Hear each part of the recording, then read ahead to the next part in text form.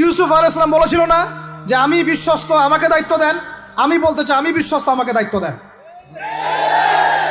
আমাকে 5 বছর সময় দেন, পুরো দেশের শিক্ষা সিস্টেম চেঞ্জ করে দেবো ইনশাআল্লাহ।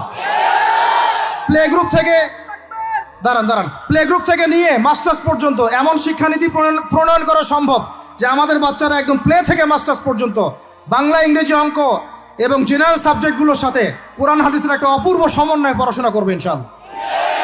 একা করে দিতে পারবো ইনশাআল্লাহ তাআলা। আমাকে এরকম 100 জন শিক্ষাবিদ দেন, 100 জন আলেম ওলামা দেন, একটা প্যানেল করে দেন, পুরো দেশের শিক্ষা চেঞ্জ করে দেওয়া যাবে ইনশাআল্লাহ।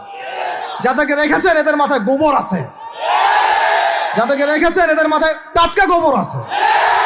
বইপত্রগুলোর অবস্থা দেখেছেন? বইপত্রগুলো ঘাটাঘাটি করেছেন?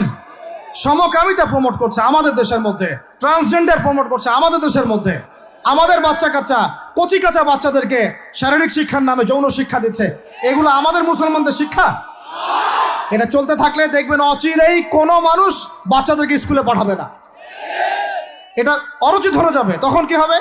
কোটি কোটি স্কুল, কলেজ, বিশ্ববিদ্যালয়ে খা খা করে পড়ে থাকবে, কেউ পাঠাবে না ওখানে।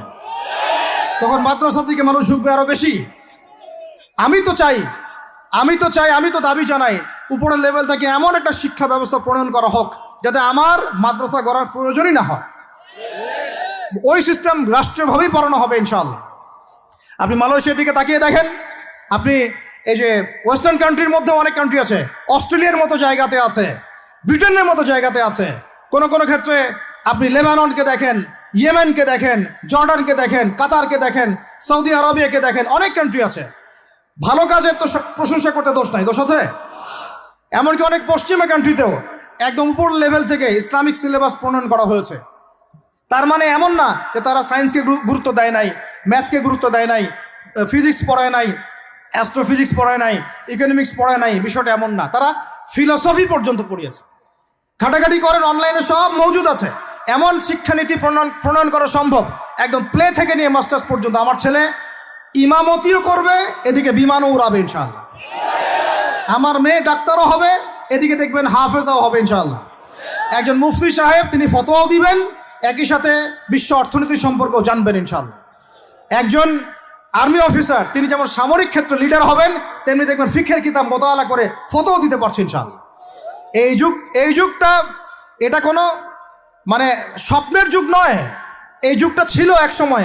বেশি দিন দূরে যেতে হবে না, আপনি 200, 300, 400 বছর পিছনে যান, দেখবেন মুসলমানরা এমন সোনালী যুগ পার করে আসছে। অতএব এগুলো কোনো গাল গল্প করছি না আমি, এগুলো বাস্তবে রূপান্তরিত করা অবশ্যই সম্ভব, বারহাক সম্ভব, যদি এরকম কিছু মানুষের মধ্যে উদ্দীপনা থাকে, একটা সৎ সাহস থাকে, আমাদের উপর থেকে যদি একটা সহযোগিতা আসে এবং আমাদের মতো যারা ইয়াং তাদেরকে যদি মূল্যায়ন করা হয়, ইনশাল্লাহ দেখবেন বাংলার জমিন পরিবর্তন হয়ে গেছে। এই পরিবর্তন হলে দেশের জন্য কোনো খারাপের কিছু নাই, রাষ্ট্র পিছিয়ে যাবে না, রাষ্ট্র আরও এগিয়ে যাবে ইনশাআল্লাহ তাআলা। আরও ব্যাপার আছে, আপনি মালয়েশিয়ার একটা ক্লাস 10-এর বাচ্চার দিকে তাকান। ক্লাস 10-এর একটা বাচ্চা কোনোদিন মাদ্রাসায় যায়ই নাই, স্কুলে পড়েছে, কিন্ডার গার্ডেনে পড়েছে, রাষ্ট্রীয় সিলেবাসে পড়েছে, মাত্র 10 থেকে 12 বছর পড়াশোনা করে ও এখন এদিকে এসএসসি এইচএসসি লেভেলেও চলে গেছে, ও লেভেল এ লেভেল পরীক্ষা দিয়েছে, এদিকে সে ইমামতি করার যোগ্যতা অর্জন করেছে। এখন আমাকে বলেন ওই রাষ্ট্রটা কি পিছিয়ে গেছে? অতএব এই শিক্ষার দিকে অনেক মনোযোগী হতে হবে আমাদের সবাইকে, আল্লাহ পাক তৌফিক দান করেন। আমরা যদি এখন এগুলোর বিরুদ্ধে গঠনমূলক কথা না বলি, গঠনমূলক প্রতিবাদ না করি এবং আমাদের রাষ্ট্রপ্রধানদেরকে না বুঝাই, তাহলে অনেক দেরি হয়ে যাবে। আজকে থেকে 20 বছর আগে ইহুদি খ্রিস্টানরা পরিকল্পনা করেছিল এই টিকটক প্রজন্ম গড়ে তোলার জন্য, তারা আজকে সফল হয়েছে। এখন আমরা যদি এখন চুপ করে থাকি, আগামী 20 বছর পর আপনি দেখবেন আরেকটা প্রজন্ম আসছে, এরা মানুষকে সালাম পর্যন্ত দিবে না। দেখে নিয়েন আপনি, 20 বছর লাগবে না, 5টা বছর যাক, তারপর দেখেন কি হয়। আল্লাহ, এরা কি এখন বাসায় ঢুকে বাবা মাকে সালাম দেয়? কারণ কোনো প্রতিষ্ঠান ওকে সালাম দেওয়া শিখায় নাই, স্কুলে না, কলেজে না, কোথাও সে সালাম দেওয়া শিখছে না। আসসালামু আলাইকুম ওয়া রাহমাতুল্লাহি ওয়া বারাকাতুহু বিশুদ্ধ করে বলতে পারছে না। বিশুদ্ধ করে বলতে হবে না? অর্থ আছে না, এর একটা তাসবির আছে না? এগুলো তো আমরা গুরুত্ব দিচ্ছি না। এমন প্রজন্ম গড়ে উঠেছে অলরেডি যারা এখন পিতা মাতাকে সালাম দেয় না, পিতার সাথে ঝগড়া করে, মায়ের সাথে, মায়ের গায়ে হাত তুলে, সম্পত্তির জন্য মাকে হত্যা করে, সম্পত্তির জন্য বাবার গায়ে হাত তোলে। ওই দিক থেকে মাস্টার ডিগ্রি পাশ করে আসে ব্রিটেন থেকে, অক্সফোর্ড থেকে, কেমব্রিজ থেকে। আয়শা এদিকে প্রফেসর হয়েছে বিভিন্ন বিশ্ববিদ্যালয়ের, বাবা পড়ে আছে বৃদ্ধাশ্রমে। কতগুলো এক্সাম্পল নেবেন। এগুলো আমি কি গাল গল্প করছি? আমি কোনো গাল গল্প করতে এখানে আসি নাই, এগুলো বাস্তবতা। যদি বাহিরের চোখ দিয়ে আপনি দেখেন মনে হবে অর্থনীতি অনেক ভালো, ভিতরের চোখ দিয়ে দেখেন অর্থনীতি সুদ দিয়ে ভর্তি হয়ে গেছে। প্রত্যেক পদে পদেই সুদ। গাধাদেরকে আমি তো বুঝাতে পারি নাই। কাগজের টাকা আর এই যে আপনার এই ইলেকট্রনিক মানির কথা তো দীর্ঘদিন বলেছি, কিছু গাধা আছে এদেরকে বুঝাতে পারি নাই। এর মধ্যেও সুদ আছে, এর মধ্যে কি আছে? আর আমি কখনোই বলি নাই যে কাগজের টাকাটা হারাম। মিথ্যাচারে এরা যে পরিমাণ হাদিস জাল বানায়, এদের চেয়ে বড় জাল বানানো তোর কেউ নাই বাংলাদেশে। একটা কথাকে ঘুরাই ফিরে এমন ব্যাখ্যা শুরু করবে যে আপনি বিভ্রান্ত হয়ে যাবেন। একটা ইমোশন প্রকাশ করবেন, উহুদের প্রান্তে দাঁড়িয়ে একটা ইমোশন প্রকাশ করবেন, ও বানাই দিবে ও জান্নাতের ঘ্রাণ পেয়ে আসছে। আপনি বলবেন যে কাগজের টাকা নয়, মনিটরি সিস্টেমটা হারাম, ও বানাই দিবে ও বলেছে কাগজের টাকা হারাম। আপনি বলবেন যে আপনার যদি গান শুনতেই হয় তাহলে একা একা শোনেন, আমাকে শোনাচ্ছেন কেন, ও বানাই দিবে ও গান একা শোনা জায়েজ বানাই দিছে। এর এত খবিস, এত খান্নাস, এদের চরিত্রটা চিনতে পারতাম না আমরা যদি গাজাই শোনা আসতো। আল্লাহর কসম আমিও কিছু কিছু জায়গায় এদেরকে কোনো কোনো ক্ষেত্রে ভালো মনে করতাম। আল্লাহর কসম গাজাই শোনা আসলে আমি বুঝতে পারতাম না এদের ভিতরে কত মুনাফেকি আছে।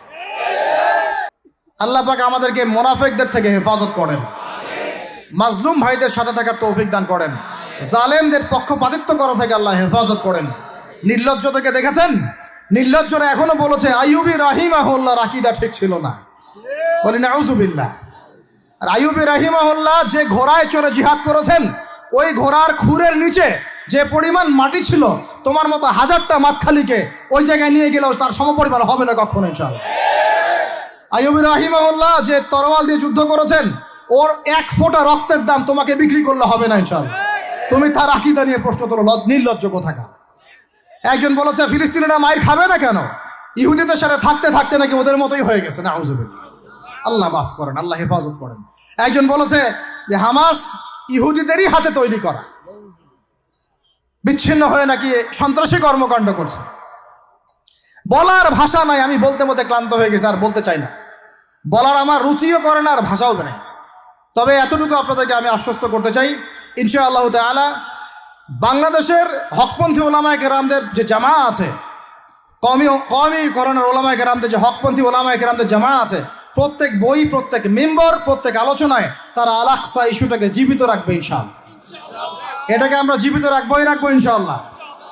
ওরা এটাকে ভুলিয়ে দিতে চাচ্ছে, এই জন্য নতুন নতুন ইস্যু তৈরি করার চেষ্টা করছে। খবরদার আপনারা এই ইস্যুতে পা দিবেন না।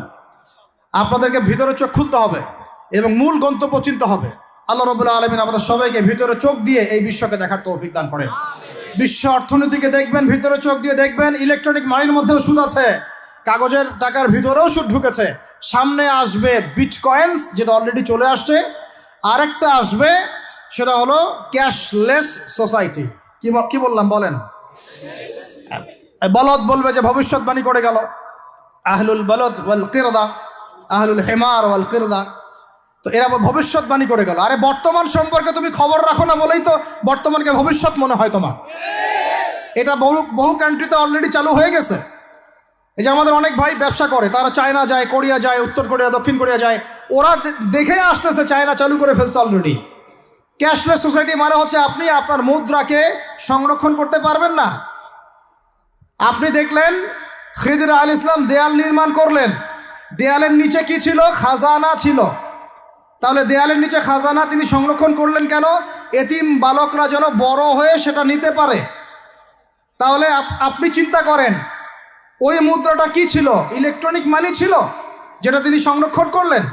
ওই মুদ্রাটা কি কাগজের মুদ্রা ছিল, যেটা তিনি সংরক্ষণ করলেন? ওই মুদ্রাটাকে বিটকয়েন ছিল, যেটা তিনি সংরক্ষণ করলেন। তিনি সংরক্ষণ করেছেন হয় গোল্ড কয়েন অথবা রূপার মুদ্রা।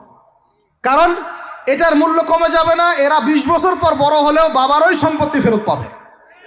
এইটা হলো ইসলামিক কারেন্সি, যেটা বিশ্ব থেকে উঠিয়ে দিয়েছে এই IMF, ওয়ার্ল্ড ব্যাংক আর ইউনাইটেড স্টেট এবং এদের যে চালাপালাগুলো সব। আমরা এই ব্যাস ওই সুর মিলাচ্ছি। ওরা কাগজের মুদ্রা দিয়ে সারা বিশ্বটাকে ডমিনেট করছে। তাও আবার এখানে আরও ব্যাপার আছে, কাগজের সব মুদ্রা আবার এক মানের না। একগুলো হচ্ছে হার্ড কারেন্সি, মানে শক্তিশালী কারেন্সি, একগুলো সফট কারেন্সি, মানে নরম কারেন্সি।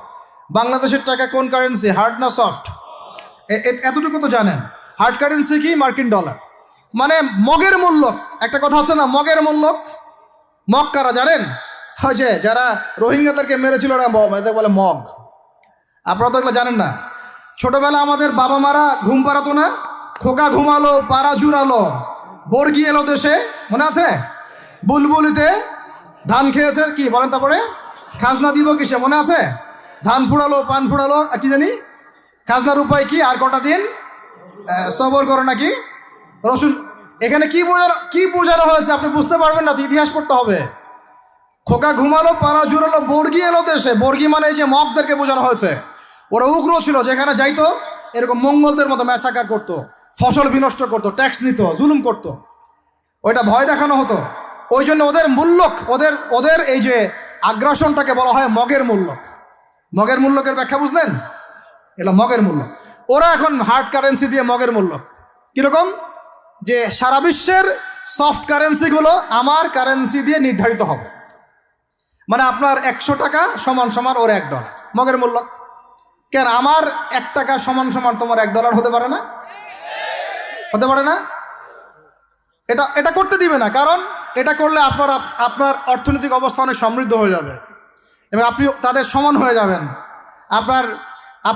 আপনি যে দামে তেল কিনবেন তাকেও সে দামে তেল কিনতে হবে। তো ওরা এটা ধরিয়ে দিল। শুধু তাই না, IMF এর মাধ্যমে, ফেডারেল রিজার্ভের মাধ্যমে, ওয়ার্ল্ড ব্যাংকের মাধ্যমে তারা এটাকে আমরা দ্বিতীয় বিশ্বযুদ্ধের পরের কথা বলছি আর কি। ওই সময় ব্রেটন উড কনফারেন্স হয়েছে, পড়ে দেখবেন। ব্রেটন উড কনফারেন্স হয়েছে, মার্কিন ডলারকে সারা বিশ্বের রুলিং মানে কারেন্সি হিসেবে ওরা নির্ধারণ করলো, মগের মূল্য। এবং প্রত্যেকটা কারেন্সি এর আন্ডারে নিয়ন্ত্রিত হবে এবং টাকার মান, অন্যান্য মুদ্রার মান বাড়বে কমবে এর ভিত্তিতে, আপনার প্রবৃদ্ধির ভিত্তিতে নয়। এবং তার হাতে নিয়ন্ত্রণ থেকে যাবে, যদি আপনি বেশি বাড়াবাড়ি করেন আপনার টাকার মান তারা কমাই দেবে। কয়দিন আগে ইলেকশনের আগে একটা শব্দ শুনেছিলেন অনলাইনে, স্যাংশন দিতে চাই, স্যাংশন, মনে আছে? হ্যাঁ মনে আছে? কি জিনিস বুঝছেন আপনারা? কিছু ওটা বুঝেন নাই। অর্থনৈতিক নিষেধাজ্ঞা কিভাবে দিতে পারে? আপনার টাকার মান তারা কমাই দিবে। তখন 1 কেজি পেঁয়াজের দাম হবে 500 টাকা, 1 কেজি রসুনের দাম হবে 1000 টাকা, 1 ব্যারেল তেলের দাম হয়ে যাবে দেখবেন 10,000 20,000 টাকা। কিচ্ছু করতে পারবেন না। তুরস্কের মতো কান্ট্রি যখন ঘুরে দাঁড়ানোর চেষ্টা করছিল, ওদের লিরার মান তারা বাড়িয়ে দিল একদম, ওটা তো মনে হয় 12,000 পর্যন্ত চলে গেছে। ইনফ্লেশন বলি আমরা এটাকে, মুদ্রাস্ফীতি, ওটা প্রায় 12,000% পর্যন্ত বেড়ে গিয়েছিল, বলি নাউজুবিল্লাহ। এগুলো জুলুম, অর্থনৈতিক জুলুম। বাইরের চোখ দিয়ে দেখলে মনে হবে সুন্দর চলছে সব কিছু, ভিতরের চোখ দিয়ে দেখা শিখলে বুঝবেন অর্থনৈতিক ক্ষেত্রে এই বিশ্বে এই জায়নিস্টরা, ইহুদি খ্রিস্টানরা সবচেয়ে বেশি জুলুম করেছে। আরও আছে, বলতে থাকলে সারা রাত যাবে। এরপরে তারা আরবদেরকে বুঝালো, ইয়া শাইখ, আরবদেরকে বুঝালো, হাবিবি, ইয়া হাবিবি, কাছে আসেন, শোনেন, আমরা আপনাদের কাছে তেল আছে, আপনারা তো তেল বয়কট করে দিয়েছেন, আর তেল ছাড়া তো আমাদের যুদ্ধ বিমান ফ্লাই করছে না। তেল কাদেরকে দিয়েছে আল্লাহ পাক? মিডল ইস্টে আরবকে দিয়েছে, ঠিক আছে? এখন হাবিবিকে বলা হচ্ছে যে আপনারা তো তেল বয়কট করে দিলেন। এটা করেছিল বাদশাহ ফয়সাল, বলেন রাহিমাহুল্লাহ। উনি একজন সাহসী নেতা ছিলেন, এই জন্যই তাকে গুপ্ত হত্যা করা হয়েছে। সাহসী যারা, তাদেরকে গুপ্ত হত্যা করে এদের একটা সুন্নত, এটা মাথায় রাখবেন। খুব ট্যালেন্টেড একজন দেখবেন, খুব ট্যালেন্টেড একজন বিজ্ঞানী দেখবেন, হঠাৎ নাই, তাবাস করে মিসাইল এসে পড়ে গেল। এমন সূক্ষ্ম স্নাইপার দূর থেকে 12,000 কিলোমিটার দূর থেকে মেরে দিলে আপনার কলিজার মধ্যে ফেলে গেল। এগুলো জেনে বুঝেই আমরা প্রতিদিন সকাল করি, সন্ধ্যা করি, আলহামদুলিল্লাহ। কারণ অ্যাটলিস্ট আপনাকে তো জানতে হবে। জেনে নেন, পরে আপনারা চিন্তা করবেন যে কিভাবে লাইফ লিড করবেন। ফাযাক্কির ইন্নামা আনতা মুযাক্কির, আপনি উপদেশ দিন, শুধু আপনি উপদেশ দাতা। লাস্তা আলাইহিম বিমুসাইতির। ফাযাক্কির ইন নাফাআতিয যিকরা সায়াযাক্কারু মা ইয়াখশা, যারা আল্লাহকে ভয় করে তারা ফিরে আসবেন ইনশাআল্লাহ। তো যেটা বলছিলাম, বাদশা ফয়সাল একদম বয়কট করে দিলেন। এবার ওরা এসে বুঝাচ্ছে যে তেল ছাড়া তো আমাদের চলছে না। এদিকে ওদের ডলারের মান কমে যাচ্ছে, মুদ্রাস্ফীতি হচ্ছে, ইনফ্লেশন হচ্ছে। এখন তারা বোঝালো যে ঠিক আছে, একটা চুক্তি করা যাক। যুবকরা ভালো করে শোনেন, এগুলো জানেন না বলেই অনেক সময় আপনি সহি সহি বলে সহি ভুল পথে যাচ্ছেন ভাই। সহি পথেই যাচ্ছেন, বাট এটা সহি ভুল হয়ে যাচ্ছে। কথা বুঝাতে পারছি? সহিহের আড়ালে একটা মারাত্মক জয়ীফ আর জাল আকিদা আছে, এটা আপনার সামনে সহি দিয়ে ঢেকে দেওয়া হয়েছে, বুঝতে পারতেছেন না। এই জায়গাটাকে ভালো করে বোঝেন। যখন উম্মর সাথে কেউ গাদ্দারি করে তখন সে সহি থাকে না। উম্মতের সাথে কেউ যদি গাদ্দারি করে তখন সে কি থাকে না? সহি থাকে না। এখন আসেন, আমি ধর্মতাত্ত্বিক কথা বলছি আগে। এখানে বাচ্চা ফয়সাল তাকে কনভিন্স করা হলো, ঠিক আছে আমরা তেল কিনবো, আপনাদের কাছ থেকেই কিনবো, আপনাদের গলফ কান্ট্রি যেগুলো আছে এদের কাছ থেকেই কিনবো, তবে একটা শর্ত, আপনারা তেল বিক্রি করবেন শুধু মার্কিন ডলারে, অন্য কোনো কারেন্সিতে তেল বিক্রি করতে পারবেন না। বলেন নাউজুবিল্লাহ। আপনি বাংলাদেশ গভর্নমেন্ট যদি গিয়ে এক ব্রিফকেসের মধ্যে 1 কোটি টাকা নিয়ে যায়, বুঝেন কথা, বুঝতে পারতেছেন? 1 কোটি টাকা আমাদের টাকা নিয়ে গিয়ে যদি বলে শেখ হাবিবি আমাকে তেল দাও, ওরা বলবে তেল দিতে পারবো না, খালাস, কুল্লু খালাস, এখান থেকে বের হও। কথা বুঝতে পারেন নাই? 1 কোটি কি দিবেন? টাকা, তেল দিবে না। লিখে নেন, দিবে না। কিন্তু সেই 1 কোটি টাকাকে যদি আপনি ডলারে কনভার্ট করেন, ওটাকে ডলার দিয়ে কনভার্ট করেন, করে যদি বলেন হাবিবি তেল, তখন বলবে যে আসো দাঁড়িয়ে তেল নিয়ে যাও, খালাস, কুল্লু খালাস। এটা বুঝতে পারছেন? তেল বিক্রি করব শুধুমাত্র ডলার দিয়ে, ডলার ছাড়া অন্য কোনো কারেন্সিতে তেল বিক্রি করতে পারবো না। এইটা পশ্চিমারা আরবদের সাথে একটা সন্ধি করলো আর কি, চুক্তি করলো। এই চুক্তির নাম হলো পেট্রো ডলার মনিটরি সিস্টেম। বুঝতে পারলাম? Petro dollar monetary system. এর বদৌলতে আরবের মরুভূমি হয়ে গেল এখন একদম অট্টালিকার প্রাসাদ। বোঝা যায়? মরুভূমিগুলো হয়ে গেল কি অট্টালিকার প্রাসাদ, আর বাকি পুরো মুসলিম উম্মার উপর দেখেন কি দুরবস্থা নেমে আসছে। শুধু তাই না, ওই ডলার হলো একদম লিডার, কারেন্সির লিডার। এখন ওই ডলার তেলের মান নির্ধারণ করবে, আপনি টাকা দিয়ে করতে পারবেন। সারা বিশ্বের সবচেয়ে বড় অর্থনৈতিক জুলুম হচ্ছে এই পেট্রো ডলার মনিটরি সিস্টেম। এর চেয়ে বড় কোনো জুলুম হয়নি অর্থনৈতিক জীবনে। এখন অনেক ওলামায়ে কেরাম আছেন আপনারা এখানে, আমি জানি উপস্থিত, আপনারা একটু ফিকহের কিতাবগুলো মোতালা করে আমাদেরকে একটা ফতোয়া দিয়েন যে এইরকম মনিটরি সিস্টেম প্রণয়ন করা জায়েজ না নাজায়েজ। এটা আপনারা ফতোয়া দিয়েন, আমি ফতোয়া দিতে পারবো। আমি অর্থনৈতিক ভাষায় বলতেছি যে এই মনিটরি সিস্টেমটা পুরো বিশ্বে জুলুম নিয়ে আসছে। এখন আদতে, এখন শোনেন এই অংশটুকু শোনেন, তারপরে আমি শেষের দিকে চলে আসতেছি। আদতে এতে পশ্চিমাদের লাভ কি হয়েছে শোনেন। আমার কাছে এই যে ডলার, এটা আমি ছাপাই আমার দেশে, আমার কারখানায়। আমার খরচ হচ্ছে কাগজ, আমার খরচ হচ্ছে মেশিন, আমার খরচ হচ্ছে কালি। বোঝা যায়? বোঝা যাচ্ছে? আচ্ছা, এখন সেটা আমি বানালাম, ছাপালাম, গিয়ে আমি আরবকে দিলাম তেল দাও। ওরা এই কাগজের টাকাটা নিল, নিয়ে রিজার্ভ করলো, করে মূল যে তেল, এই তেলটা মনে করেন তেল বা সোনা, তেল বা সোনা একই কথা, কারণ সোনার ফাংশন প্লে করছে এখন তেল। এখন তো যেহেতু গোল্ড দিনার নাই, দিরহাম নাই, এই তেলটা তারা নিয়ে ওদের দেশের আন্ডারগ্রাউন্ডে বাংকার আছে, গ্যালনকে গ্যালন তেল রিজার্ভ করতে থাকলো। এমনভাবে রিজার্ভ করতে থাকলো যে বিগত আগামী 30 বছর যদি বিশ্বে কোনো তেল নাও থাকে, ওরা চলতে পারবে, প্লেন উড়াইতে পারবে। ওদের মিলস বন্ধ হবে না, ফ্যাক্টরি বন্ধ হবে না, ওদের ইন্টারনেট সেকশন বন্ধ হবে না, বিদ্যুৎ বন্ধ হবে না, ওদের কোনো কিছুই বন্ধ হবে না, কোনো প্রযুক্তি বন্ধ হবে না। এত তেল তারা এখন রিজার্ভ করলো কি দিয়ে? ওর দেশে ছাপানো বিনামূল্যের ডলার দিয়ে। এবং সেই ডলারটা আমরা নিলাম, নিয়ে আমরা মাশাআল্লাহ অট্টালিকা নির্মাণ করলাম, আর মনে করলাম যে মাশাআল্লাহ আমি তো খুব ধনী হয়ে গেলাম, সমৃদ্ধি অর্জন করলাম। আদতে এখানে পশ্চিমাদের সবই লাভ। আমরা বলি না জালাও তাই কদু, সরি, আমরা বলি আম গেল সালাও গেল, তাই না? এখানে আমও তাদের, সালাও তাদের। আদতে আমাদের কিছু নাই। আপনারা হাসতেছেন, কিন্তু এইটা হচ্ছে সারা বিশ্বের সবচেয়ে বড় জুলুম। এখন আমরা তো থার্ড ওয়ার্ল্ডের কান্ট্রি, এটা হচ্ছে যারা বড় বড় ধনী রাষ্ট্র, ওদের অবস্থা হচ্ছে এই।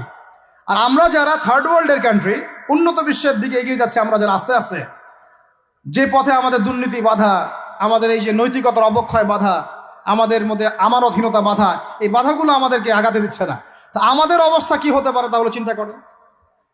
এখন আমরা এই জায়গায় আছি, এই জায়গায় বসে বসে আপনি মনে করছেন যে আপনি মাশাআল্লাহ খুব পাক্কা মুসল্লি, হালাল খাচ্ছেন, নামাজ পড়তেছেন, তাহাজ্জুদ গোজার, জান্নাত কিনে নিয়েছেন মাশাআল্লাহ। অথচ আপনার অর্থনীতি সুদভিত্তিক, এবং এই সুদভিত্তিক অর্থনীতির আন্ডারে থেকে কোনো বেসরকারি ব্যাংক পর্যন্ত 100% সুদমুক্ত সিস্টেম দিতে পারবে না। ফুল স্টপ, খালাস। আর এর উপরে আবার আছে ঘুষ, তার উপরে আবার আছে দুর্নীতি, তার উপরে আপনারা আবার মাপে কম দিচ্ছেন, তার উপরে আবার পণ্য মজুত করছেন, মার্কেটে ইচ্ছাকৃতভাবে প্রাইস বাড়ায় দিচ্ছেন, এই কাজগুলো করছেন। আমি শিক্ষিত একটা সমাজ পেয়েছি বলে কথাগুলো এভাবে মাহফিলে বললাম। এগুলো মাহফিলে কিন্তু আলোচনা হয় না। এগুলো কি মাহফিলে আলোচনা হয়? আমরা বিশ্বাস করি গাজীপুরের শহরের মানুষ, সব ঢাকার মানুষ, আপনারা সব বুঝেন, ইন্টেলেকচুয়াল অডিয়েন্স আছেন এখানে। এই কথাগুলো খোলামেলা বলার কারণেই ওদের দ্বারা পালিত কিছু তথাকথিত শায়েখ আমার উপর খুব ক্ষিপ্ত। এর আকীদা ঠিক না, এর মানহাজ ঠিক না, এই লেকচার শোনা যাবে না, ইত্যাদি ইত্যাদি। ঠিক আছে, আমারটা শোনার দরকার নাই, তোমাকে শুনতে কে বলছে? তোমার শোনার ইচ্ছা করে না, তুমি শুনিও না। যাদের শোনার ইচ্ছা তারা শুনবে ইনশাল্লাহ। আর তোমার মতো কিছু মুনাফিক না শুনলে আমার কিছু যায়ও আসে না ইনশাল্লাহ। মুমিনরা যারা, তারা শুনবে, বুঝবে, ইনশাল্লাহ ওরাই প্রজন্ম গড়বে ইনশাল্লাহ। আর আমাদের ভুল হতে পারে, ভুল হলে সেটা ওলামায়ে কেরাম সংশোধন করবেন।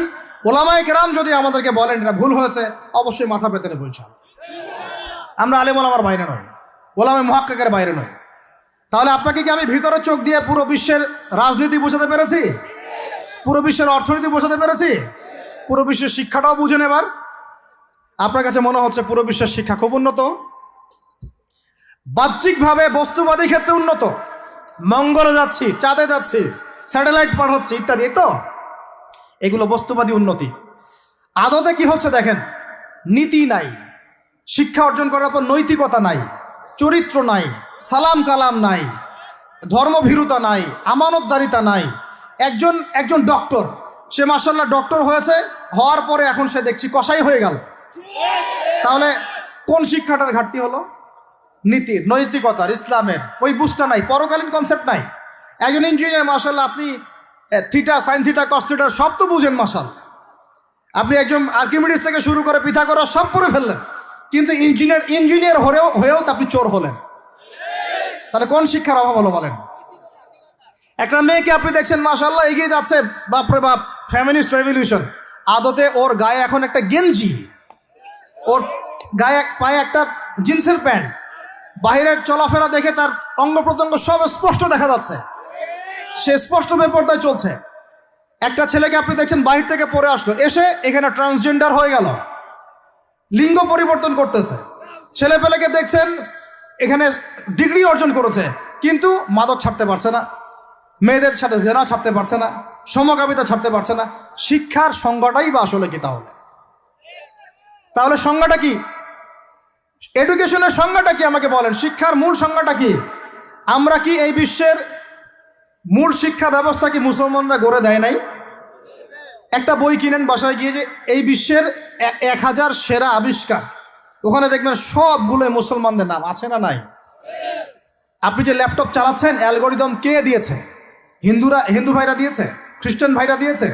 আমি বোঝানোর জন্য ভাই বলছি, বৌদ্ধ ভাইরা দিয়েছে, ইহুদিরা দিয়েছে, এরা দেয় নাই। কারা দিয়েছে? মুসলিমরা দিয়েছে। আপনি যে মেডিকেল সায়েন্সের কথা বলছেন, মূল জিনিসটা কে দিয়েছে? মুসলিমরা দিয়েছে। রক্ত সংবহন তন্ত্র কারা আবিষ্কার করেছে? মুসলিমরা। আপনি জাবির ইবনে হাইয়ানকে ছাড়া আপনি কেমিস্ট্রি পড়াতে পারবেন না। ইবনে রুশদ, ইবনে সিনাকে ছাড়া আপনি মেডিকেল সায়েন্স আগাতে পারবেন না। আপনি ইবনে রুশদ ছাড়া এই যে আমরা পাটিগণিত, বীজগণিত, জ্যামিতি, ত্রিকোণমিতি, পরিমিতি করে আপনি করতে পারবেন না। আমরা তো জেনারেল লাইন পড়েছি, আমাদের সাথে বসেন, এগুলো হয়তো সবাই আপনাকে বোঝাতে পারবে না। মূল জ্যোতির্বিদ্যায় যাচ্ছেন, আপনি অ্যাস্ট্রোনমিতে যাচ্ছেন, অনেক কিছু করছেন, আপনি মুসলিমদেরকে ছাড়া এক পা আগাতে পারবেন না। মূল ভিত্তিটা করে দিয়েছে কারা? উমাইয়ারা, আব্বাসীয়রা, সেলজুকরা, উসমানীয়রা এবং 4 খলিফার সময়। এই সময়ে এই শিক্ষার মূল ভিত্তিটা দাঁড়িয়েছে। এই যে আমরা যে নাহু সরফের কিতাবগুলো পড়ি, আমাকে বলেন তো, নাহু সরফের কিতাব রাসূলের যুগে ছিল? বলেন, ছিল না। কোন খলিফার সময় থেকে এগুলো সারা বিশ্বে ছড়িয়ে গেল? নাম জানেন? আলী ইবনে আবি তালেব। কি নাম? আলী ইবনে আবি তালেব। আরবি ব্যাকরণের পুরো ভিত্তি দিয়ে দিয়েছেন তিনি, লুগা দিয়ে দিয়েছেন, কায়দাগুলো দিয়ে দিয়েছেন। এখন সারা বিশ্বের মানুষ আরবি পড়ছে, আরবি বুঝতে পারছে, ব্যাকরণ বুঝতে পারছে, কোরআন নিয়ে গবেষণা করতে পারছে। প্রত্যেকটা সেক্টর, ধর্মীয় অঙ্গন বলেন, অর্থনীতি বলেন, জ্যোতির্বিদ্যা বলেন, কেমিস্ট্রি, ফিজিক্স যাই বলেন, মুসলমানদের কাছে আর আগাতে পারবেন না। তাহলে আমরা যে যুগে ছিলাম সেখানে কি ফিরে আসা যাবে না? সম্ভব না। তাহলে প্রয়োজন কিসের? প্রয়োজনটা হচ্ছে, আমি জেনারেল শিক্ষার বিরোধী নই, কোশ্চিনকালেও নয়। জেনারেল শিক্ষা থাকবে, ইংরেজির প্রয়োজন আছে, বাংলা অবশ্যই প্রয়োজন আছে, মুক্তিযুদ্ধ সংস্কৃতি আমরা জানবো, শিখবো, চেতনা ধারণ করব, সব ঠিক আছে। আমরা সমাজবিজ্ঞান পড়ব, দর্শন পড়ব, সায়েন্স পড়ব, আর্টস পড়ব, কমার্স পড়ব, সব ঠিক আছে ভাই। মেডিকেল সায়েন্স পড়েন, ইঞ্জিনিয়ারিং পড়েন, কিন্তু কোরআন বাদ দিয়ে নয়, হাদিস বাদ দিয়ে নয়, আকিদা বাদ দিয়ে নয়, সিরাত বাদ দিয়ে নয়, ফিকহ বাদ দিয়ে নয়। রাজি আছেন ইনশাআল্লাহ? এখন আমাকে বলেন এর উপায় কি? এর আসল উপায় কি? এখন এটা কি আপনি চাইলেই প্রতিষ্ঠা করতে পারবেন? আমার ক্ষুদ্র জ্ঞানে আমার কাছে 3টা উপায় মনে হয়। কয়টা উপায় ভাই? এক নম্বরটাই সবচেয়ে সেরা উপায় এবং সবচেয়ে কঠিন উপায় এবং একই সাথে সবচেয়ে ইফেক্টিভ উপায়। এটা যদি করা যায় তাহলে আর 2-3-এর প্রয়োজন হবে না। সেটা হলো, জাস্ট যদি আমাদের ঊর্ধ্বতন কর্তৃপক্ষ, আমাদের শিক্ষা মন্ত্রণালয়, আমাদের গভর্নমেন্ট, আমাদের প্রশাসন, আমাদের সরকার, তারা যদি একটা টেবিলে বসে ওলামায়ে কেরামদেরকে নিয়ে বসে, প্রতিভাবান ইয়াংদেরকে নিয়েও বসে, শিক্ষা নিয়ে যাদের অবদান আছে তাদেরকে নিয়ে বসে যদি একটা শিক্ষানীতি প্রণয়ন করে যে না, আমাদের দেশটা মুসলিম কান্ট্রি, বেশিরভাগ মানুষই মুসলমান জনগণ, মুসলমান যুবক, মুসলমান যুবতী, মুসলমান শিশু কিশোর বেশিরভাগই মুসলিম, অ্যাজ এ ডেমোক্রেটিক সিস্টেম এখানে বেশিরভাগই মুসলিম, তাহলে তাদের স্বার্থ বিবেচনা করে আমরা একটা শিক্ষানীতি প্রণয়ন করি না কেন? একটা শিক্ষানীতি প্রণয়ন করি যেখানে প্লে গ্রুপ থেকে শুরু করে মাস্টার্স পর্যন্ত আমরা মাশাআল্লাহ 2টা শিক্ষাকে সমন্বয় করে দেবো ইনশাআল্লাহ। এই সমন্বয়টা করলে আমার ছেলে বললাম তো 2 দিকেই ইনশাআল্লাহ এক্সপার্ট হবে। আমাদেরকে আলাদা করে কোনো প্রতিষ্ঠান খুলতেও হবে না। এটা কি করা যায় না? এটা যদি করা যায় তাহলে আমাদেরকে আলাদা করে কোনো মাদ্রাসাও খুলতে হচ্ছে না এখন, বরং যা আছে এটা দিয়ে যথেষ্ট, যা আছে এটা দিয়ে যথেষ্ট। আর সুন্দর নীতি থাকবে, সিলেবাস করে দেওয়া হবে, দেখবেন সবাই একই ভাষায় কথা বলছে, একই শিক্ষায় শিক্ষিত হচ্ছে, একটা লেভেল পর্যন্ত অ্যাটলিস্ট মানুষ নৈতিক শিক্ষা পাবে, ইসলামী শিক্ষা পাবে।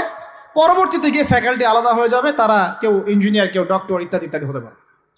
এটা যদি আমাকে বলেন, আমাকে 5টা বছর সময় দেন, 5 বছর সময় দেন, যদি মূল্যায়ন করেন, আমি ইউসুফ আলাইহিস সালামের মতো বলতে বাধ্য হচ্ছি এখন, কারণ আমি এটা দেখে অনেক ব্যথিত হচ্ছে। কেউ বলুক না বলুক, আমি কোনো দলের পক্ষ থেকে বলছি না, কোনো মতের পক্ষ থেকে না, কোনো রাজনৈতিক ব্যক্তিবর্গের পক্ষ থেকেও নয়, আমি আমার ব্যক্তিগত ব্যক্তি স্বার্থের পক্ষ থেকে বলছি, আমাকে 5টা বছর সময় দেন, ইনশাল্লাহ এটা আমি গড়ে দিতে পারবো ইনশাল্লাহ। জাস্ট আমাকে একটা সমৃদ্ধ লাইব্রেরি দেন, বসার জায়গা দেন, কাজ করার জায়গা দেন, স্বাধীনতা দেন, ইনশাল্লাহ আমি করে দেই। তারপরে আপনারা চেক করেন, যদি মনে হয় হ্যাঁ দেয়া যায় তাহলে দেন, না হলে আমারটা ছুঁড়ে ফেলে দিন ইনশাল্লাহ। পরে প্রয়োজনে ওটা আমি একা একা আমার একটা ইউনিভার্সিটি বানাই, সেখানে পড়াবো ইনশাল্লাহ। এটা 1 নাম্বার অপশন। 2, যদি এটা না করা হয়, আর এটা না করার সম্ভাবনাও আছে, কারণ আমি বলছি পুরো বিশ্ব আমরা নিয়ন্ত্রণ করি না, আমরা নিয়ন্ত্রিত। আমরা কি নিয়ন্ত্রিত? তারপরে দ্বিতীয় অপশন হচ্ছে, যতগুলো শিক্ষা প্রতিষ্ঠান এখন আছে, স্কুল হোক আর মাদ্রাসা হোক, এগুলোতে আপনারা সিলেবাসের মধ্যে একটু সমন্বয় নিয়ে আসার চেষ্টা করেন। সিলেবাস একটা আছে, ঠিক আছে, বুঝলাম, একটু সমন্বয় আনার চেষ্টা করেন, সমন্বয় করে অ্যাটলিস্ট মিক্স করার চেষ্টা করেন।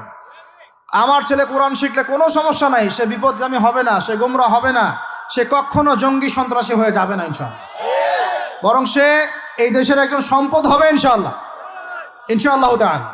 তো এত ভয় কিসের? কোরআনকে এত ভয় কেন করেন? নবীর সুন্নতকে এত ভয় করেন কেন? সমস্যাটা হচ্ছে কোরআন হাদিসের সঠিক ব্যাখ্যাটা না প্রচার করার কারণে কোনো ক্ষেত্রে মানুষ উগ্র হয়ে যাচ্ছে, এটা সত্য। কিন্তু আমরা সেই উগ্রতা ছড়াতে চাই না, আমরা কোনো বিচ্ছিন্ন জনগোষ্ঠী নই, আর আমাদের কোনো গোপন কোনো এজেন্ডাও নাই। আমাদের এজেন্ডা একদম স্পষ্ট পরিষ্কার, আমরা বাইতুল মুকাদ্দাস চাই, আমরা মুসলমানদের মধ্যে নৈতিকতা চাই, সুন্দর শিক্ষানীতি চাই, হালাল অর্থনীতি চাই, এবং হালালভাবে বেঁচে খেয়ে আল্লাহর ইবাদত করতে চাই, এতটুকুই। এর বেশি কিছুই আমরা চাই না। এর বেশি কিছু চান না? আল্লাহ পাক আমাদের সবাইকে তৌফিক দান করেন। তো এই 2 নম্বর অপশনটাও এফেক্টিভ যদি আপনারা করতে পারেন।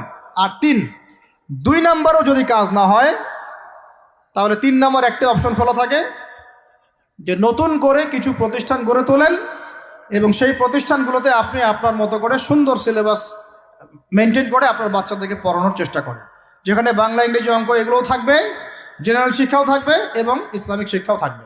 এছাড়া আমার মনে হয় না এই প্রজন্মকে বাঁচানোর চতুর্থ কোনো রাস্তা বাকি আছে। যদি থাকে আপনারা আমাকে জানায়েন। ভিতরে চোখ দিয়ে কি শিক্ষা বোঝাতে পেরেছি ভাই? আর 2টা জাস্ট বুঝাই ছেড়ে দেবো, জাস্ট 2টা, ধৈর্য ধরেন। ভিতরের চোখ দিয়ে এবার সংস্কৃতি বোঝেন। কি বুঝবেন? ভিতরের চোখ দিয়ে যদি দেখেন, দেখবেন আমাদের মুসলমানদের সংস্কৃতির মধ্যে এখন সব বিজাতীয় সংস্কৃতি ঢুকে গেছে। একটা বাড়িতে, একটা বিয়ে বাড়িতে যদি গানও বাজে, সেটাও বাজবে হিন্দি গান, সেটাও বাজবে ইংলিশ গান। মানে আপনি গানটাও যদি শুনেনও একটা বাংলা গান শুনতে পারেন না, কারণ যে বাংলা ভাষার জন্য আপনি জীবন দিয়েছেন বলে দাবি করছেন, ওই চেতনাও আপনার মধ্যে আর বাকি নাই। ভাষার দিবস যখন আসে, আমরা তখন একটা শোডাউন করার চেষ্টা করি, শহীদ মিনারে ফুল দেওয়ার চেষ্টা করি, আর সারা বছর আমার বাসায় চলে হিন্দি গান, ইংরেজি গান ইত্যাদি ইত্যাদি, হিন্দি সিনেমা, ইংরেজি সিনেমা। তো সংস্কৃতির কোন জায়গায় বাঙালিত্ব ধরে রাখতে পারলাম? পোশাক আশাক পরছি, কোন পোশাকটা বাঙালির সাথে মেলে? জুব্বা, দাড়ি টুপি, নাকি জিন্সের প্যান্ট আর গেঞ্জি? বলেন। শেরে বাংলা একে ফজলুল হকের দিকে তাকান, মৌলানা ভাসানের দিকে তাকান, বঙ্গবন্ধু শেখ মুজিবুর রহমানের দিকে তাকান, তাদের পোশাকগুলোকে দেখেন। কি পোশাক ছিল? Shirt pant, shirt pant. তাহলে আপনি পড়েছেন কেন? এত বাঙালি বাঙালি করে চিৎকার করেন, তাহলে আপনি এগুলো পড়ছেন কেন? কথা বলেন। আমাদের বাপ দাদারা বাঙালি ছিলেন, খাঁটি বাঙালি, তাহলে আমরা কেন এখন জয়ীফ বাঙালি হলাম কেন, জাল বাঙালি হলাম কেন? আপনার বাসার কমোড পর্যন্ত ইংরেজদের আদলে করা, সবকিছুই। খাবার অভ্যাস, খাদ্যাভ্যাস, আপনি পিৎজা বার্গার ছাড়া খাইতেই পারেন না, খাদ্যাভ্যাস ইংরেজদের। তারপরে খাওয়া হালাল না হারাম সেটা প্রশ্ন করছি না আমি, আপনি প্যাশনেট না তো আমাদের সংস্কৃতি নিয়ে। আমাদের সংস্কৃতির মূল জায়গাটা কই? পাঞ্জাবি পায়জামা তো পড়ছেন না, এটা আমাদের সংস্কৃতি ছিল। ঢিলে ঢালা পোশাক পরতাম। আমাদের সংস্কৃতি ছিল মাছে ভাতে বাঙালি। ওই মাছ তো ফরমালিন দিয়ে সব নষ্ট করে ফেলেছেন। মাছেও ভেজাল, ভাতেও ভেজাল, পুকুর সব ভরাট করে ফেলতেছেন, নদীগুলো শুকায় যাচ্ছে। নদীমাতৃক বাংলাদেশ, নদী কোথায়? নদীতে পানি কোথায় বলেন? পানির ন্যায্য হিস্সাই বা কোথায়? আমাদের কি পানির ন্যায্য হিস্সা দেয়া হচ্ছে? তাহলে আমরা কি দাস হয়ে থাকবো নাকি? আল্লাহ পাক আমাদেরকে বোঝার তৌফিক দান করেন। সংস্কৃতি দেখেন, সংস্কৃতি কি ছিল আমাদের? আমাদের বাপদাদাদের যুগটা চলে যান, ওই ফজরের আগে তারা ঘুম থেকে উঠতেন। আসসালাতু খায়রুম মিনান নাওম, কানে গেলে ঘুম থেকে উঠে যাইতেন, নামাজ পড়তেন। বাংলার ঘরে ঘরে কোরআন তেলাওয়াত শোনা যাইতো। এখন কি শোনা যায়? ফজরে পুরা ঘুম। প্রথম কাতারে আপনি যে কটা মানুষকে পাবেন, তার মধ্যে 90% দাড়ি পাকা। যুবকদেরকে আপনি পাবেন না। এরা ঘুমাচ্ছে রাত 3টায় 4টায়, 3-4টা পর্যন্ত এরা ফেসবুক, ইউটিউব, টিকটক এবং মেয়েদের সাথে হারাম অ্যাফেয়ার্স। এই ছেলেরা কি আদতে বাঙালি? এরা কি বাঙালি? না আমরা মুসলমান হতে পেরেছি ঠিক মতো, না বাঙালি হতে পেরেছি ঠিক মতো। যখন ইংরেজ বিরোধী বিদ্রোহ চলছিল না, তখন বাঙালিরাও কবিতা লিখেছিল হিন্দিতে। আপনারা তো এগুলো হিস্ট্রি পড়েনও না। তখন তারা বলতেন, একটা স্লোগান দিতেন, सरफरोशी की तमन्ना अब हमारे दिल में है, देखना है जोर कितना बाजुए कातिल में है। বুঝেন না এই কথা? আমাদের মনের মধ্যে এখন সরফরোশি কি তামান্না, স্বাধীনতার চেতনা আমাদের মনের মধ্যে এসেছে। দেখার বাকি আছে জালেমের বাহুতে কত শক্তি আছে। আপনারা এখন কাজী নজরুল ইসলামের কবিতা পড়েন না। এক ভাই কবিতা আবৃত্তি করেছিলেন এখানে, খুব সুন্দর হয়েছে, মাশাআল্লাহ মাশাআল্লাহ। এগুলোর চর্চা কোথায়? সংস্কৃতি নিয়ে যে আমরা এত বড়াই করি, বলেন বাঙালির সংস্কৃতির চর্চা কোথায়? কাজী নজরুল ইসলামের কবিতা আমরা আমাদের পাঠ্যপুস্তকে পড়েছি। ওমর রাদিয়াল্লাহু আনহুকে নিয়ে কবিতা ছিল, মনে আছে? মনে নেই, ভুলে গেছেন? আমরা পড়েছি, মনে নেই আপনাদের? আস্তাগফিরুল্লাহ। উমর ইবনুল খাত্তাব আমিরুল মুমিনিন, তোমার কি জানি, তোমার স্মৃতি আজানের ধ্বনি না, জানে না মুয়াজ্জিন, আমি ভুলে গেছি, অনেকদিন আগে পড়াইগুলো, আমি চর্চা এখন করি না। তো মুয়াজ্জিন জানে না যে হে আমিরুল মুমিনিন, তোমার স্মৃতিতেই এই আজান দেয়া হচ্ছে, মানে আমিরুল মুমিনিনের যে স্বপ্ন, এখান থেকে কিন্তু আজানের ইয়াটা আসছে। আর যায়েদ ইবনে সাবিত রাদিয়াল্লাহু আনহুর স্বপ্ন থেকে তিনি হেঁটে যাচ্ছেন, একবার উটের পিঠে ভৃত্যকে বসালেন আর ভৃত্যকে নামালেন, তিনি উঠলেন, উনি নামলেন, ভৃত্যকে উঠালেন, এভাবে পায়ে হেঁটে হেঁটে বাইতুল মুকাদ্দাস পর্যন্ত গেলেন। জানেন না আপনারা এগুলো ঘটনা? কোথায় এগুলো, কোথায় এখন বলেন? আছে পাঠ্যপুস্তকে? ঢাক, ঢোল, ডুগি, তবলা, কি শুরু করেছেন আপনারা? আসলে আসলে বাঙালি সংস্কৃতি বলতে কি বোঝাচ্ছেন? আহমেদ সফার নাম শুনেছেন? তাকে ছাড়া আপনি বাঙালি সংস্কৃতি কোথায় পাবেন? এই বাঙালি সংস্কৃতির ভিতরে এই যে ওলামায়ে কেরামের অবদান, এটা আপনি কিভাবে অস্বীকার করছেন? আমরা এখন পড়ে আছি কয়েকটা বিষয় নিয়ে। দেখেন, গান বাজনা, ঢাকঢোল, ডুগি, তবলা এবং এমন কিছু সংস্কৃতির নামে কাজ যেগুলোর মধ্যে শিরক আছে অথবা বেদাত আছে অথবা কুফর। আপনি রাস্তায় হাঁটছেন বানরের মূর্তি নিয়ে, বানরের সাথে আপনার কি সম্পর্ক? বানরের সাথে বাঙালি সংস্কৃতির কি সম্পর্ক? আমরা কি বানর থেকে আসছি? তাহলে বানরের মূর্তি আমি হাটে নিয়ে হাঁটবো কেন?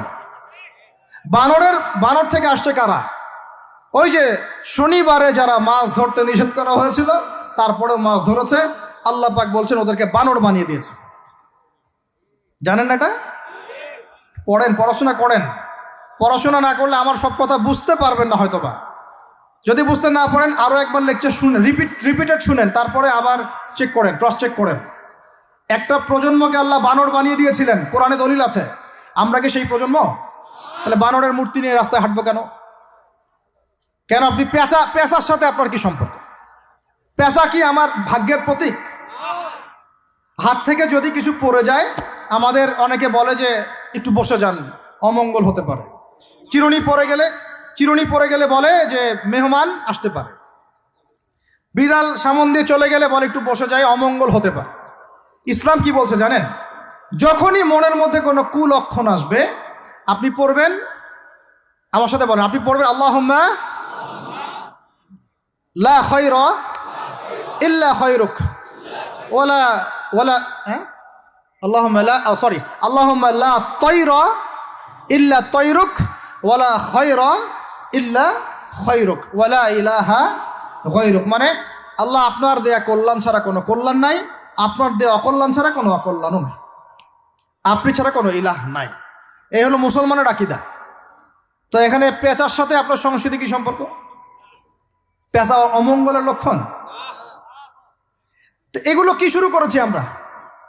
যে কোনো একটা বিষয় নিয়ে যদি আলোচনা করতে চান, আসেন, বসেন, আমরা বসি, আলোচনা করি, সমাধানের পথ খুঁজি, প্রতিভাকে মূল্যায়ন করেন।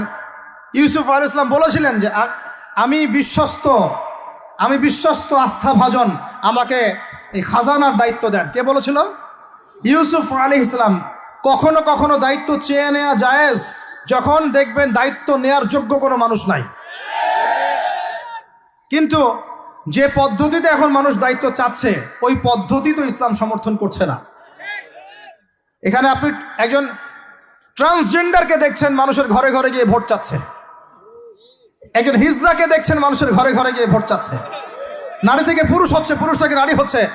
তাও আবার ভাই ওইদিকেই নিজেরও লজ্জা লাগতেছে, কারণ আমি আবার উত্তরবঙ্গের মানুষ।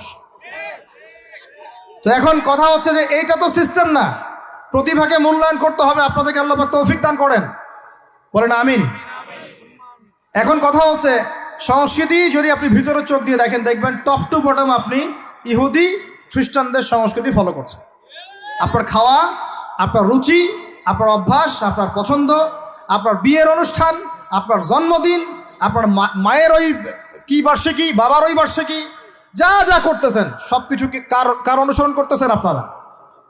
ইহুদি খ্রিস্টানদের। একটা ভবন উদ্বোধন করবেন, খুচুত করে একটা ফিতা কাটলেন, কাইটটা মাশাআল্লাহ পায়রা আপনি উড়াই দিলেন।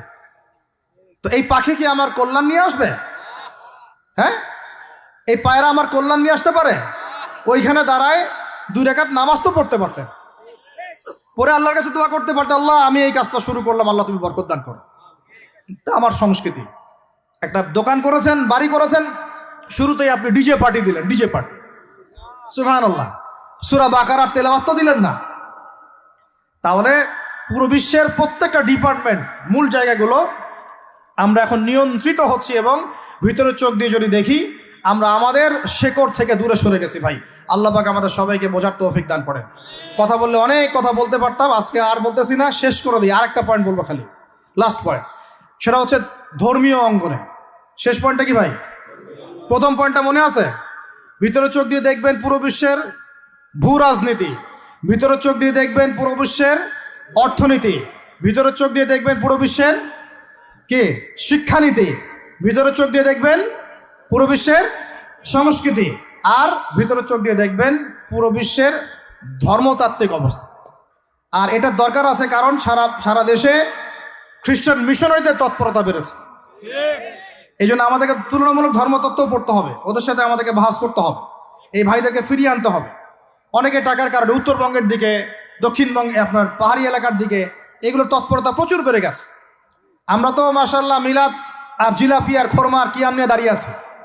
ভিতরে যে ইসলাম কোথায় চলে যাচ্ছে আমরা তো জানি না। আল্লাহ পাক আমাদেরকে বোঝার তৌফিক দান করেন। আরও বেড়েছে, ওই যে একটু আগে আপনারা আলোচনা করছিলেন কাদিয়ানি মতবাদ, এটা বাড়ছে, সুদী এনজিওর মতবাদ বাড়ছে। একজন আলেম বলেছিলেন বাংলাদেশের, যেদিন বাংলাদেশের 50% মানুষ খ্রিস্টান হয়ে যাবে, শিয়া হয়ে যাবে, কাদিয়ানি হয়ে যাবে, ওই দিন আপনাদের হুঁশ ফিরবে। আল্লাহ পাক আমাদেরকে ওই দিন আসার আগেই হুঁশে আসার তৌফিক দান করেন। সব ইখতিলাফি বিষয়গুলো ভুলে যান, মুমিনদের সাথে থাকেন, ওলামায়ে কেরামের জামাতের সাথে থাকেন, ছোটোখাটো বিষয় নিয়ে তর্ক করা বন্ধ করেন, ইস্যু পাগল হওয়া বন্ধ করেন, ডিভাইস আসক্তি বন্ধ করেন, এই শোডাউনগুলো বন্ধ করেন, মূল জায়গাগুলোয় কাজ করেন। সালাত, তাহাজ্জুদ, হালাল রিজিক, আদর্শ পরিবার গঠন, ঠিক আছে, দাওয়াতের মেহনত, সৎ কাজে আদেশ, অসৎ কাজে নিষেধ, এগুলোতে মনোযোগী হন। আল্লাহ পাক ইনশাআল্লাহ আমাদেরকে তৌফিক দান করবেন ইনশাআল্লাহ। কারণ আল্লাহ ওয়াদা করেছেন, ইন তানসুরুল্লাহ ইয়ানসুরুকুম, তোমরা আল্লাহকে সাহায্য করো, আল্লাহ তোমাদেরকে সাহায্য করবে ইনশাআল্লাহ। কিন্তু ওয়া ইন তাতাওয়াল্লাউ, তোমরা যদি সাহায্য না করে মুখ ফিরে চলে যাও, তাহলে ইয়াস্তাবদিল কওমান গায়রাকুম, আল্লাহ পাক অন্য কওমকে তোমাদের জায়গায় নিয়ে আসবেন, তোমাদেরকে সরাই দিবেন। সুম্মা লা ইয়াকুনু আমসালাকুম, তারা তোমাদের মতো অপদার্থ হবে না। নাউজুবিল্লাহ। আমরা চাই আল্লাহ যেন আমাদেরকে সরিয়ে না দিয়ে আমাদের দ্বারাই খেদমত নেন। আল্লাহ পাক কবুল করেন। আমাদের এই পুরো প্রজন্মটাকে আল্লাহ পাক তওবা করে ফিরে আসার তৌফিক দান করেন। বিশ্বের বুকে ওমর রাদিয়াল্লাহু আনহুর সময় আমরা যেমন মাথা উঁচু করে বাঁচতাম, ওইভাবে বাঁচার তৌফিক দান করেন। এমন একটা জায়গায় পুরো জাতিকে নিয়ে যাওয়ার তৌফিক দান করেন যেন আমাদের ভয়ে ওরা থরথর করে কাঁপা শুরু করেন। এগুলো বললে অনেক কথা, বললে কথা অনেক দিকে চলে যায়। কথা হচ্ছে আমরা বিগত 70 বছরে আমরা একটা মিসাইল বানাতে পারি নাই এখন পর্যন্ত। কথা অনেক গভীর। আমাদেরকে আরো ভয় করবে কিভাবে? এ বিশ্বে তো ঢাল তলোয়ার দিয়ে যুদ্ধ হয় না। ওয়াইদ্দু লাকুম মাস্তাতাতুম মিন কুওয়াতিন, সূরা আনফালের মধ্যে আল্লাহ পাক আয়াত নাযিল করেছেন, হে মুসলিমরা তোমরা শক্তি অর্জন করো, তোমরা শক্তি সামর্থ্য অর্জন করো। তুরহিবুনা বিহি আদুওয়াল্লাহি ওয়া আদুওয়াকুম, এই শক্তি দিয়ে তোমরা আল্লাহর দুশমনদেরকে ভয় দেখাবা। এটা কে বলেছেন? আল্লাহ বলেছেন। ওই শক্তি কই? তা আমরা আপোষে লড়াইয়ে পড়ে আছি, আঞ্চলিক রাজনীতি নিয়ে পড়ে আছি, ভাইয়ে ভাইয়ে মারামারি কাটাকাটি করছি, আমরা গীবত সমালোচনার রাজনীতি করছি, মূল শক্তিটা আমরা অর্জন করতে পারছি না। আল্লাহ পাক আমাদেরকে সেইটা বোঝার তৌফিক দান করেন। চিন্তা করবেন না, চিন্তা করবেন না, আমরা যদি করতে পারি আল্লাহ পাক আমাদের হাতেই বিজয় দিবেন ইনশাআল্লাহ। আর এটাও চিন্তা করবেন না, নিশ্চিত থাকেন যদি আমরা করতে না পারি আল্লাহ আমাদের একটাকেও জীবিত রাখবে না, একটাকেও না। আল্লাহ পাক সবগুলাকে সরাই দিবেন ইনশাআল্লাহ, দিয়ে এমন একটা প্রজন্ম নিয়ে আসবেন ওরা পারবে ইনশাআল্লাহ তাআলা। এটা ইয়াকিন রাখেন। আমরা যদি গাদ্দার হই, মুনাফিকি করি, আমানতের খেয়ানত করে ফেলি, ওই চেতনা আমরা যদি ধ্বংস করে ফেলি, আল্লাহ পাক আমাদেরকে রাখবেন না। আর হে ঢাকাবাসী শোনেন, আল্লাহ পাক না রাখার জন্য একটা 5 মাত্রার ভূমিকম্প যথেষ্ট। আল্লাহকে ভয় করেন।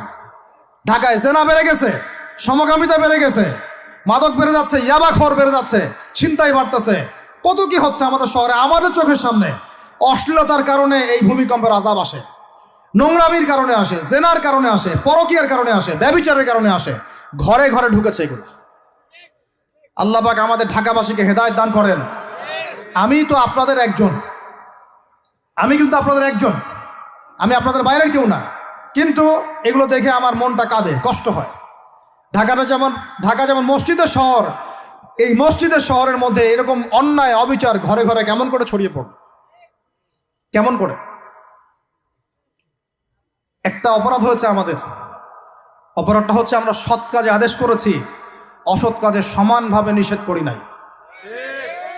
সৎ কাজে আদেশের সাথে এখন থেকে অসৎ কাজে নিষেধও করবেন, আল্লাহ পাক তৌফিক দান করেন। আল্লাহ পাক এই জজবা চেতনা আপনাদের সবার মধ্যে দান করেন, আমিন। আইন হাতে তুলে নেবেন না, কিন্তু অন্যায়ের প্রতিবাদ করবেন। অন্যায়ের কি করবেন? প্রতিবাদ করবেন। শেষ পয়েন্টটা বলি, ধর্মীয় অবস্থাটা কি? ভিতরে চোখ দিয়ে দেখেন। আপনার কাছে মনে হচ্ছে আমরা সবাই সংখ্যায় অনেক বেশি, কোটি কোটি মুসলমান, এত এত মুসলিম রাষ্ট্র, এত এত তেল, এত এত মিলিটারি পাওয়ার, ইত্যাদি ইত্যাদি, এত সংগঠন, অনেক কিছু, এত ধর্মীয় দল, এত আলেম ওলামা। বাস্তবিক অর্থে ভিতরের চোখ দিয়ে যদি আপনি দেখেন, দেখবেন যে আমরা সংখ্যায় বেশি হওয়ার সত্ত্বেও আপোষে অসংখ্য দলে বিভক্ত হয়ে গেছে। যতক্ষণ পর্যন্ত আমরা ইউনাইটেড হচ্ছি না, ধর্মতাত্ত্বিকভাবে একটা জায়গায় আসছি না, একটা জামাআ ফর্ম করছি না, একটা ইমারা কায়েম করছি না, এবং আমাদের মধ্যে একজন আমিরুল মুমিনিন নির্ধারণ করছি না, ততক্ষণ পর্যন্ত আপনি আল্লাহর রাস্তায় দিন ইকামত করতে পারবেন না। এটা আমাদের মূল সমস্যা, মূল গোড়ার সমস্যা। আর এই সমস্যাটাকে আম জনগণ কোনোভাবে উস্কে দিবেন না। আপনারা ওলামায়ে কেরামদের মধ্যে বিভক্তি বাড়াই দিবেন না, উস্কে দিবেন না, অনলাইন গরম করবেন না, চুপ করে থাকবেন। কিছু বলার যদি না থাকে চুপ করে থাকেন, তা বলার দরকার নাই। ওলামায়ে কেরামদেরকে একটা জায়গায় বসতে দেন। তারা যদি একটা জায়গায় বসে, একটা টেবিলে বসে, একে অপরের সাথে মোয়ানাকা করে, চা খায়, সালাম বিনিময় করে, ইনশাআল্লাহ দেখবেন ঐক্য হয়ে গেছে ইনশাআল্লাহ। এবং ওলামায়ে কেরামরা যখন আমাদের রাজনীতিবিদদের সাথে থাকবেন, একটা ঐক্যবদ্ধ শক্তি হবে, তখন দেখবেন রাষ্ট্র, অর্থনীতি, রাজনীতি এবং ধর্মতাত্ত্বিক সব দিক দিয়ে এগিয়ে যাবে ইনশাআল্লাহ। এই জিনিসটার ঘাটতি আছে আমাদের মধ্যে। আমরা অনেক সময় মনে করি ও পলিটিশিয়ানের সাথে আমার চলার দরকার নেই, ও তাগুত, ও কাফের, ও মুশরিক, ও এটা ওইটা। দেখেন, নবী করিম সাল্লাল্লাহু আলাইহি ওয়াসাল্লামকে সবচেয়ে বেশি সাপোর্ট করেছেন তার চাচা আবু তালেব। আবু তালেব মুসলমান হননি শেষ পর্যন্ত, তার বাসাতে তিনি থেকেছেন, বড় হয়েছেন, ব্যবসা করেছেন, চাচাকে কালিমা পড়াতে পারেন নাই, দ্বীনের পথে আনতে পারেন নাই। তাই বলে কি তিনি চাচার সঙ্গ ছেড়ে দিয়েছিলেন? আমরা সবাই নিজেকে আলাদা বিভক্ত মনে করি। নসিহতের মধ্য দিয়ে, সদুপদেশের মধ্য দিয়ে, একটা ভ্রাতৃত্বের বন্ধনের মধ্য দিয়ে। সবাই তো আর খারাপ না রে ভাই, সবাই কি খারাপ? এখানে অনেক অসংখ্য ভালো মানুষ আছেন, প্রত্যেকটা সেক্টরে আছে। আপনার আমার চেয়ে বেশি ইমানদার আছে, আপনি জানেন না? প্রত্যেক ডিপার্টমেন্টে আপনার আমার চেয়ে বড় বড় ইমানদাররা আছে, কিন্তু পরিবেশ পরিস্থিতির কারণে হয়তোবা তারা তাদের ইমানটাকে জাহির করতে পারছে না। আমরা উগ্র হব না, তাদের প্রতি আমরা নসিহত করব, নরম হব, সবর করব, দাওয়াত দিব, এবং তাদেরকেও আমরা আমাদের একটা প্ল্যাটফর্মে আনার চেষ্টা করবো ইনশাআল্লাহ। এভাবে যখন আস্তে আস্তে মেহনতগুলো বাড়তে থাকবে, 10টা বছর দেখেন, 10টা বছর পরে দেখবেন চিত্র পাল্টে গেছে ইনশাআল্লাহ। তবে এই দায়িত্বটা কোনো বক্তার একার নয়, কোনো আলেমের একার নয়, কোনো এমপি সাহেবের একার নয়, মন্ত্রী সাহেবের একার নয়, কোনো সরকার প্রধানের একার নয়। এখানে আপনার আমার সবার ভূমিকা আছে। সবাই যার যার জায়গা থেকে যদি আমরা ভূমিকা পালন করতে ব্যর্থ হই, এগুলো স্বপ্ন থেকে যাবে, কোনোদিন বাস্তবায়ন করতে পারবেন না। সবাই যার যার জায়গা থেকে কাজ যদি ঠিকমতো করি, ইনশাআল্লাহ দেখবেন আমরা ওই সোনার বাংলা ঠিকই গঠন করবো ইনশাআল্লাহ। আল্লাহ পাক আমাদের সবাইকে ধর্মীয় অঙ্গনের ভেদাভেদটাকে দূর করার তৌফিক দান করেন। ধর্মীয় অঙ্গনের ভেদাভেদটা সবচেয়ে কালো হয়েছে আমাদের জন্য। ধার্মিকরা যদি একটা জায়গায় থাকতেন, তারা যদি সমাজের মধ্যে এরকম বিভিন্ন দলে দলে বিভক্ত হয়ে আলাদা আলাদা হয়ে না যেতেন, তাহলে দেখতেন আজকে থেকে 40 বছর আগেই বাংলার জমিনে দিন কায়েম হয়ে যেত। আল্লাহ রাব্বুল আলামিন আমাদেরকে ভিতরের চোখ জাগ্রত করার তৌফিক দান করেন। আর যারা স্পষ্ট মুশরিক, স্পষ্ট শিরিক করছে, স্পষ্ট বেদাতি এবং স্পষ্ট মুনাফিক, যারা জালেমের পক্ষ নেয়, ওদের সাথে ঐক্যের কোনো দরকার নাই। ওদেরকে ছাড়াই আমরা চলবো ইনশাআল্লাহ। সময়ে ওদেরকে মিটিয়ে ফেলবে ইনশাআল্লাহ। সময়ের স্রোতে ওরা ধুলার মতো উড়ে যাবে ইনশাআল্লাহ, কিচ্ছু করতে পারবে না ইনশাআল্লাহ। কারণ মুনাফিকদের সাথে ঐক্য হয় না। মুনাফিকদের সাথে কি ঐক্য হয়? মুনাফিকদের সাথে ঐক্য হয় না, মুশরিকদের সাথে ঐক্য হয় না। এবং যারা পাক্কা মুশরিক পাক্কা বিদাতি তাদের সাথে কিন্তু ঐক্য হয় না। তো এই জিনিসগুলো আমরা অ্যাভয়েড করে মুমিনদের জামাকে নিয়ে ঐক্যবদ্ধ হয়ে